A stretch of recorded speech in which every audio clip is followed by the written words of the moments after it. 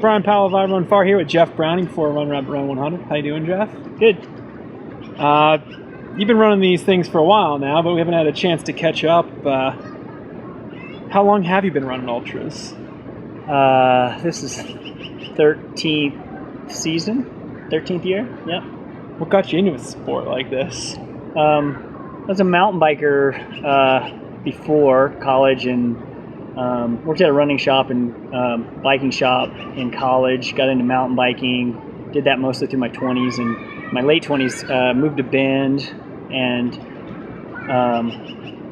Rod Bean, who's on the Patagonia ultra running team too, got me into ultras. Like introduced me to Western States 100, and in the process of training and qualifying and getting into Western States in 2002, so in 2001, racing ultras and getting accustomed to them, I got hooked. And especially the 100-mile distance, I love it. Yeah, you do race a lot, but definitely seems like the 100-miler is your favorite and where you perform the best. Yeah, I tend to do better as it gets longer. Yeah, definitely. Anything you attribute that to? Iron gut, maybe. I'm very motivated too. I have 3 kids and full-time job, and I take time away from my family. And when I take time away from my family, I feel like I owe it to them to, perform the best I can. So for me, after 70 some ultras, and this will be my 16th 100, I've never dropped out. No DNFs. So it's quite the hopefully keep that record going. On the iron stomach side, like obviously you have to train your legs and whatnot, but you really do run a 100-miler on your stomach as much as you do to some degree as your legs. Absolutely, you got to be able to eat, and you got to be able to keep it down. So, I've only thrown up twice, and that in all the hundreds I've done, and both the times where I was sick. So, like either recovering from something and was hacking or something like that. So I don't really. I mean, they count, but I don't really count. There's them. an asterisk. Yeah, there's an asterisk, right? Exactly. So do you attribute that to a gift? Is it training? Is it how you actually, if you feel coming on a race, you know how to deal with it? I don't know. I mean, I eat pretty healthy, as far as like whole foods diet and, a lot of organic stuff. I have my own organic garden, and eat natural meats and that kind of stuff. So, I don't know, I pay attention to, I supplement and fat supplements and, but I don't know. I think some of it's just, you either have it or you don't. Either your stomach stays solid and you can keep putting food down, or you can't. And I tend to be able to, so it definitely helps in 100 for sure. Nice. You've won a lot of hundreds. Bighorn a couple times, right? San Diego. Yeah, Bighorn 3 times and San Diego twice. Do you find a palm in there somewhere? No. Ozark, Arkansas Traveler. Yep. Yeah. I think 10 of 15. 15, yeah. Is there one of those you think is your best performance so far? Anything stand out? I'd say Wasatch last year was solid, and San Diego last year were really solid races. I mean, I probably Wasatch last year just because, that's such an old race, and it's a hard race, and just running a solid time there, I was pretty stoked, So you're now a Masters runner, and Yep. you ran 2 of your best 100s last year. Do you attribute that to just gaining experience and knowledge, or is it cumulative training based? What? I think it's all those. I think definitely hundreds experience matters for sure. But also I've been able, every year I feel like I can train a little harder or a little more, and I kind of, after a while you figure it out. You kind of figure out what you need to do, how you peak, how you taper. You kind of get a regimen and you do what works for you, and I don't know. I just kind of, I haven't really changed a lot, even nutrition-wise in races and training. I kind of know what I need to do, like how much volume I need to put in, what I can do personally, and without getting injured. And, that's kind of, that recipe works, I guess, for me at least. Any advice for somebody getting involved in hunters, or who might have been doing them and is looking to improve?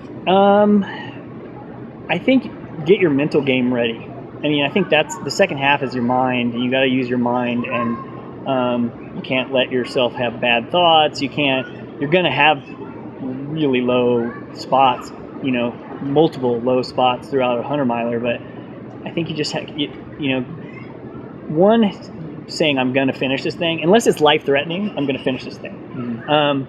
So, you know, you got to get that in your head. You can't say, well, I'll do my best to finish it, because if you have that, you're gonna give up, because it's gonna get really hard. You know, they're hard, and they're their own beast for sure. I mean, definitely different than a 50 miler or 100K even. You know, after 100K, you still got to run another 38 miles. So aside from deciding to finish, is there anything else that keep you fighting?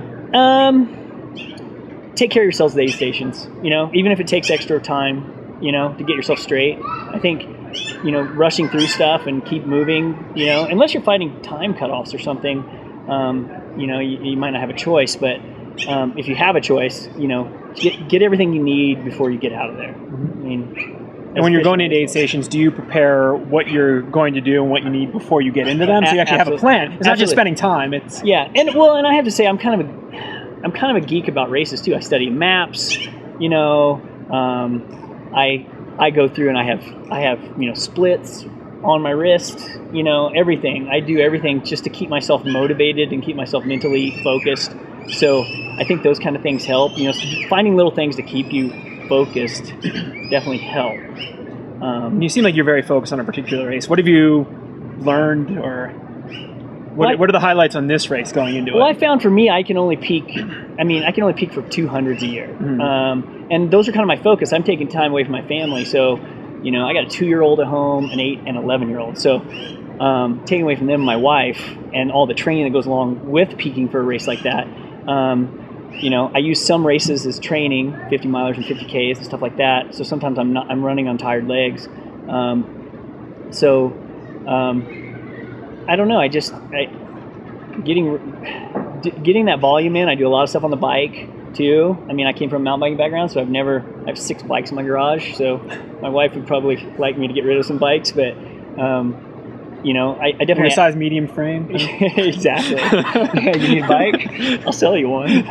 I want one of those fat tire bikes, but anyway, yeah, I don't know. I even forgot the question. Well, another one talking is about bikes. You've become more involved in sort of working with a design team at Patagonia. Yeah, absolutely. What shoes are you going to be wearing this weekend? Yeah, Everlongs. Patagonia Everlongs. So, new shoe. Will be out... earliest will be out in November in retailers, like any retailer that ordered early, and the rest I think are out in February. But this is my 13th pair on Friday the 13th, so feeling lucky. Yeah, feeling lucky. Hopefully, we'll see. Nice. It's 100 miles, long way. I'll have to interview Carl next and see if he says the same thing. Well, he says it's not a long way, but you know, that's a tagline, man. I'm in marketing. Yeah, it is a long way. So, see. Enjoy it out there. Good luck. Thanks, buddy. Yeah.